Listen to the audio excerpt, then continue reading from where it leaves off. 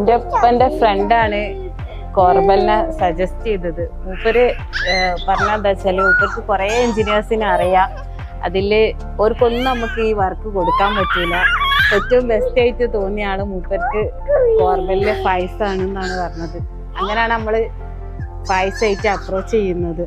രണ്ടാൾക്കും ചെറിയ പ്രായമായതുകൊണ്ട് തന്നെ വീട് ഉണ്ടാക്കണം എന്നല്ലാതെ വലിയ ഐഡിയാസ് ഒന്നും നമുക്ക് മെയിനായിട്ട് ഇല്ലേനു. അങ്ങനെയല്ല, ഇത് എങ്ങനെ ഇതിൻ്റെ എക്സ്റ്റീരിയർ എന്താക്കണം, ഇൻറ്റീരിയർ എങ്ങനെ ചെയ്യണം, വലിയ ഐഡിയ ഒന്നും ഇല്ല. വീട് ഉണ്ടാക്കണം എന്നുള്ള ഒരൊറ്റ ഒരു ഇത് മാത്രമേ ഉള്ളൂ. അപ്പോൾ മെയിനായിട്ട് നമ്മൾ ഇതിൽ ചെയ്തതെന്ന് വെച്ചാൽ നമ്മൾ ഫായ്സായിട്ട് ഡിസ്കസ് ചെയ്തിട്ട് ഓരോ ഐഡിയാസിലാണ് നമ്മൾ വീട് പണി മുന്നോട്ട് കൊണ്ടുപോയത്. അപ്പോൾ ഓരോ സ്റ്റേജ് എത്തുമ്പോഴും ഭയങ്കര എക്സൈറ്റ്മെൻറ്റും ക്യൂരിയോസിറ്റിയും ഇനി എന്താ നടക്കുക, ഇനി എന്താ സംഭവിക്കുക എന്നുള്ള ഒരിത്. അവസാനം ഫൈനൽ ലുക്ക് കണ്ടപ്പോൾ ഞങ്ങൾ തന്നെ ഞെട്ടിക്കുന്നു. ഇത് ഞങ്ങളെ വീടാണോ? അങ്ങനെയല്ല, ഇങ്ങനെ നമ്മൾ ഉദ്ദേശിച്ചിട്ടില്ല. നമ്മൾ ഈ ഒരു വീട് പണി തുടങ്ങുമ്പോൾ നമ്മൾ ഇത്ര ഒരു സെറ്റപ്പിൽ വീടാവുന്നുള്ളത് നമ്മൾ വിചാരിച്ചിട്ടേ ഇല്ല. ഫൈനൽ ഭയങ്കര ഒരു വണ്ടറടിച്ചു പോയൊരു നിമിഷം തന്നെയാണ്.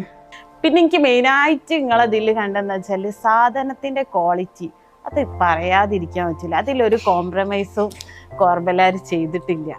അത് നമുക്ക് മെയിനായിട്ട് മനസ്സിലാവുക എന്താ വെച്ചാൽ നമ്മൾ ഈ വീട്ടിൽ നിന്ന് ഇറങ്ങി വേറെ വീടുകൾ കാണുമ്പോഴാണ് ആ ഒരു പെർഫെക്ഷന് മനസ്സിലായത്. അതെനിക്ക് എടുത്തു പറയാനുള്ളൊരു കാര്യം തന്നെയാണ്.